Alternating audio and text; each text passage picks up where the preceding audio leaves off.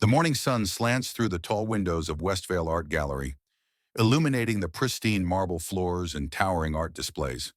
The centerpiece of today's exhibition, a gleaming white marble sculpture called Silent Form, stands on a black pedestal in the middle of the main hall. Beside it sits a heavy wooden crate, its dark oak exterior contrasting with the bright white of the sculpture. Evelyn Moore, dressed in a crisp navy suit, clipboard in hand, briskly checks the final arrangements. Her stance is authoritative as she marks items off her list. Simon Blake, wearing tweed with disheveled hair, follows closely behind her, tension clearly written on his face. Evelyn, that sculpture is a fake. I'm telling you, it's not the original Silent Form. I checked the restoration records last night. The weight specifications, the marble veins, they don't match the documentation from 1902. Not this again, Simon. The event starts in an hour with the mayor and 3 art critics arriving. Save the conspiracy theories for later. As they argue, the heavy wooden crate adjacent to the sculpture shifts slightly, almost imperceptibly on the polished floor. A sickening crack silences the room as the corner of the heavy crate strikes Evelyn squarely in the temple. She falls instantly, hitting her head again on the marble pedestal base. Blood pools slowly beneath her perfectly styled brown hair. Her clipboard clatters across the polished floor. Staff members freeze in horror before someone finally screams, breaking the terrible silence.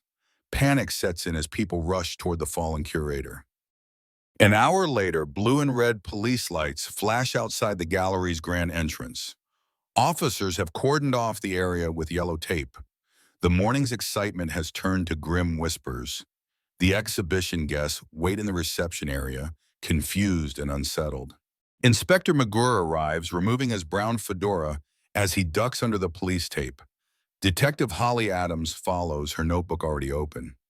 Megure kneels beside the chalk outline where Evelyn's body had been, examining the blood pattern. He then turns his attention to the crate and sculpture, studying their positioning carefully. Holly, this wasn't just an accident. Look here. He points to the floor. A thin red thread, bright scarlet against the white marble, is caught between the crate's brass hinge and the base of the sculpture. Megure stands, looking upward at the ceiling above. It's pristine white with recessed lighting.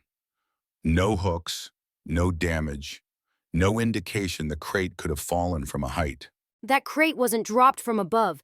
It was already here on the floor. Maybe it was pulled somehow?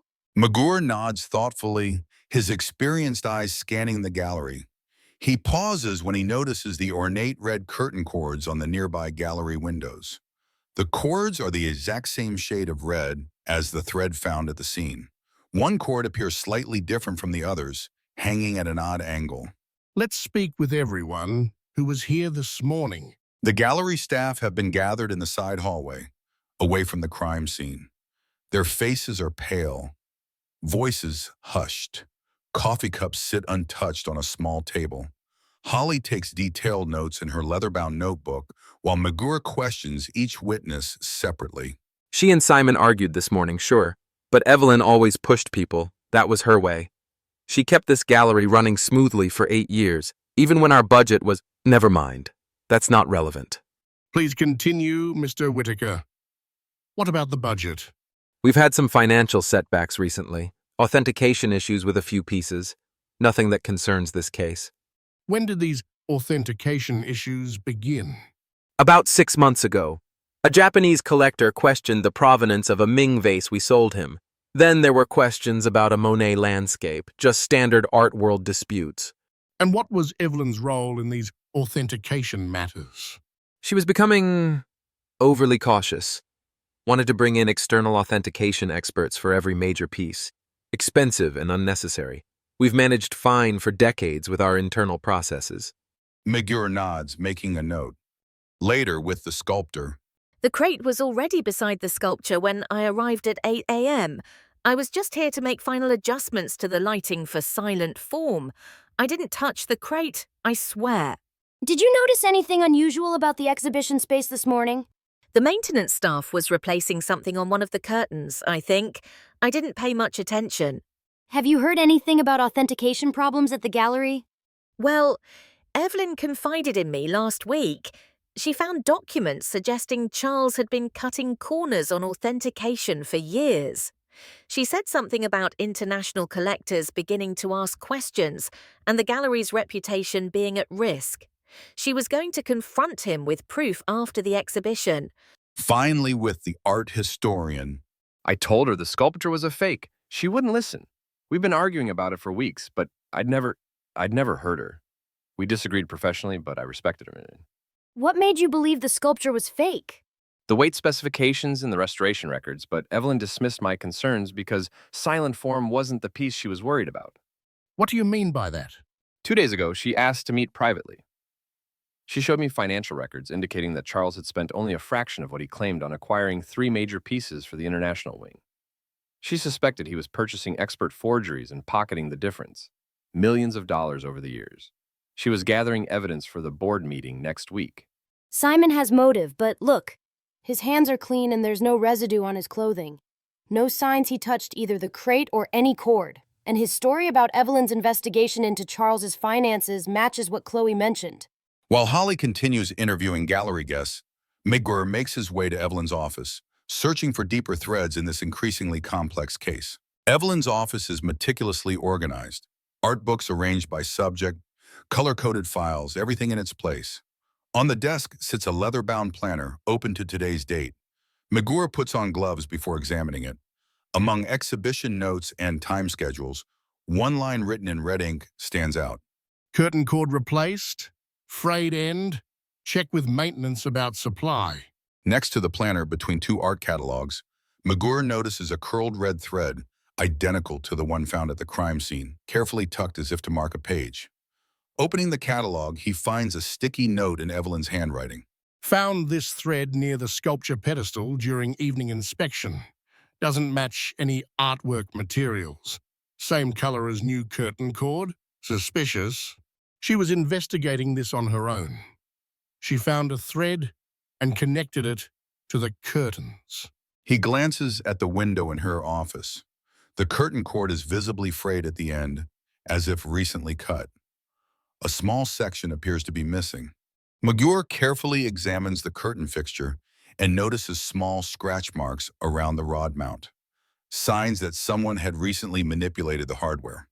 Taking out his pocket magnifier, he studies the remaining cord end more closely and sees that it wasn't just frayed through normal wear. It had been deliberately cut with a sharp instrument, leaving a clean diagonal slice before the threads began to fray. So Evelyn noticed a cord had been replaced or altered. She was going to check with maintenance. But what if maintenance never received that request? He returns to her planner and turns back several pages, scanning each day's notes. 3 days earlier, he finds another entry. Small hole drilled behind sculpture pedestal. Ask Charles about gallery alterations. Below that entry is a small pencil sketch of the pedestal from above, with an X marking the backside. Another note reads, Evening rounds, stumbled on something near sculpture, nearly invisible cord, removed piece for examination. A hole behind the pedestal, perhaps for an anchor point. And she found part of the cord during her evening inspection. She was piecing it together, but didn't realize the danger she was in. Something doesn't sit right with Inspector Megure. Following his instincts, his quiet steps take him down the hall to the gallery owner's private office. Unlike Evelyn's organized space, Charles Whitaker's office is cluttered with artifacts, papers, and financial statements. Inside, Megure finds Charles's expensive camel hair coat draped over a chair. From the coat pocket protrudes something red. Megure carefully extracts a red thread, identical to the ones found at both the scene and in Evelyn's office. Looking around further, he notices a small supply closet behind the desk. Inside, on the bottom shelf, a box clearly marked cord replacements contains several spools of the same red silk cord used for the gallery curtains. Next to the box sits a small drill and a set of metal hooks of varying sizes. Megure's attention turns to Charles's desk. He pulls on latex gloves and begins carefully examining the papers. Beneath a stack of invoices, he finds a locked ledger. Using a letter opener from the desk, he skillfully pops the simple lock. 2 sets of books. Official acquisition amounts on the right, actual amounts paid on the left. The difference is substantial. He stops at one page marked with a yellow tab. Look at this. The Tanaka collection, listed publicly as purchased for $4.2 million. Actual payment, $780,000. Either Charles negotiated the deal of the century or They're forgeries, just as Simon and Chloe suggested Evelyn suspected. Another document catches Megure's eye, a letter from the International Art Authentication Board, dated 3 days ago. Mr. Whitaker, pursuant to allegations received, we will be conducting a formal review of all acquisitions made by Westvale Gallery in the past 5 years. Our team will arrive Monday to begin the process. Please have all documentation ready as specified in the attached. Monday, that's 3 days from now. Charles was running out of time. Evelyn must have contacted the board. Found something? Yes.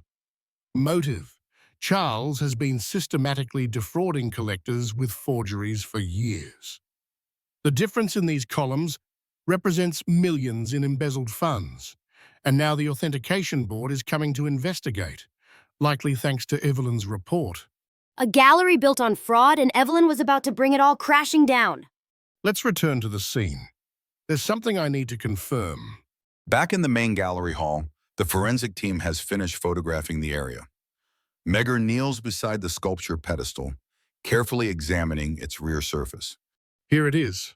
An anchor point, just as you suspected. Exactly. And look, traces of red fiber still caught in the hook. Megure stands, walking the path from the pedestal to the window, measuring steps carefully.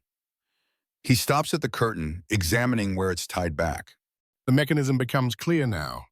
Charles took a length of cord from the supply, anchored one end to this hook behind the pedestal, ran it discreetly along the floor molding, then connected it to the crate's brass fittings.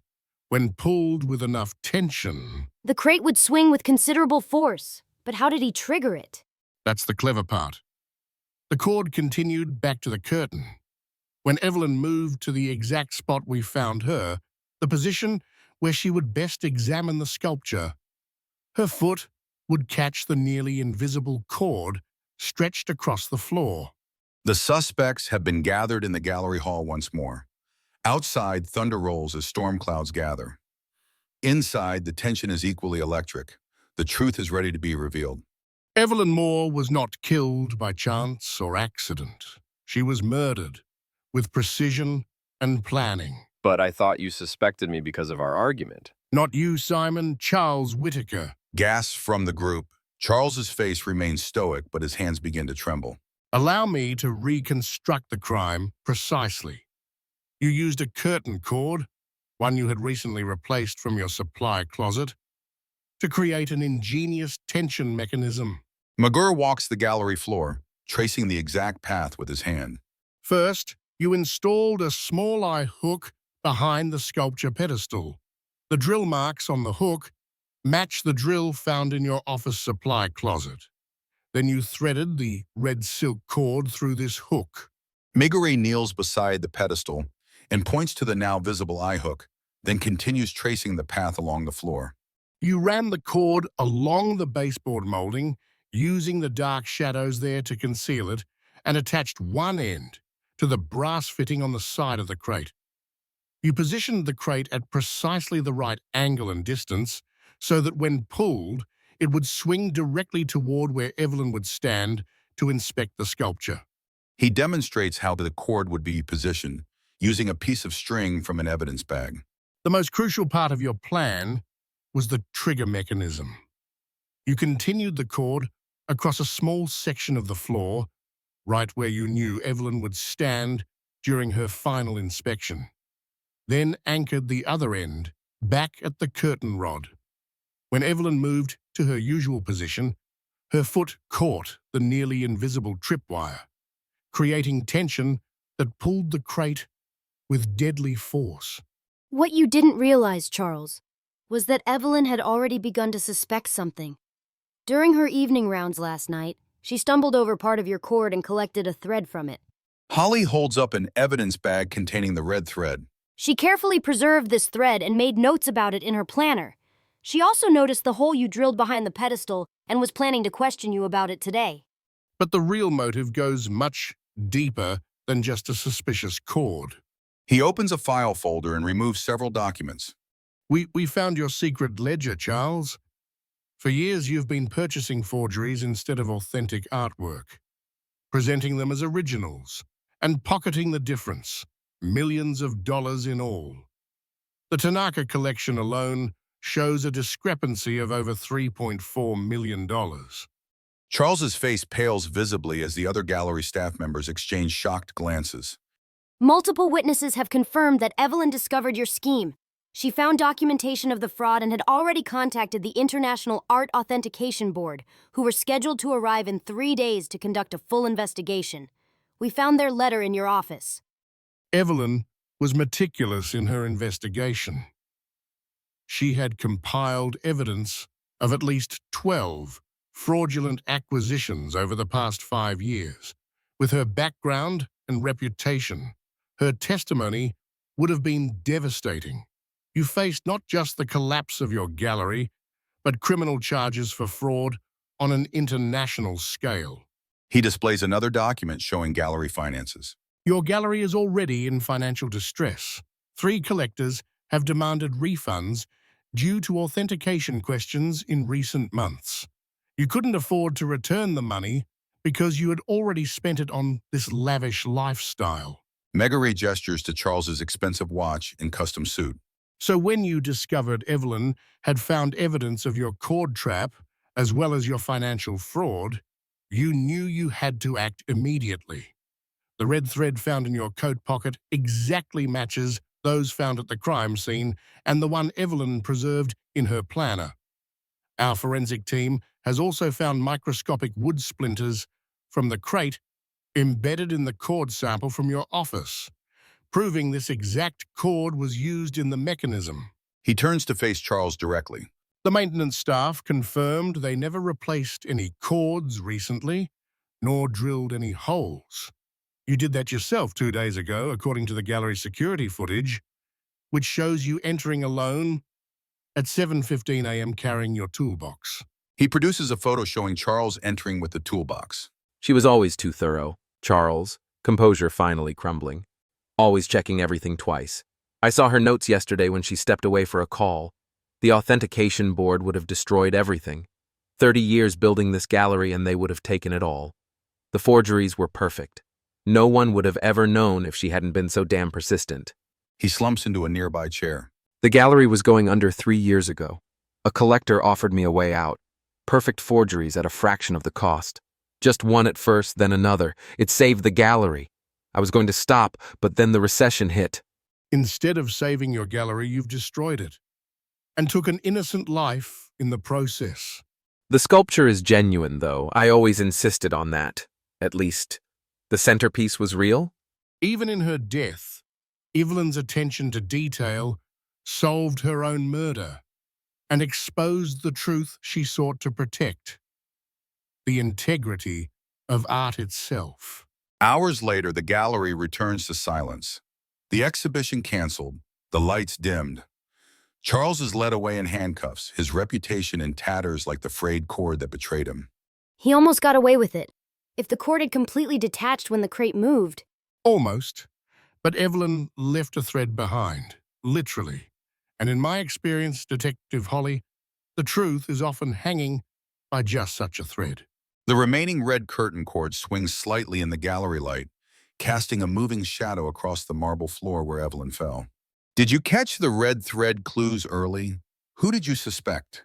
And when? What other clues did Inspector Megure and Detective Holly Adams uncover that pointed to Charles as the killer?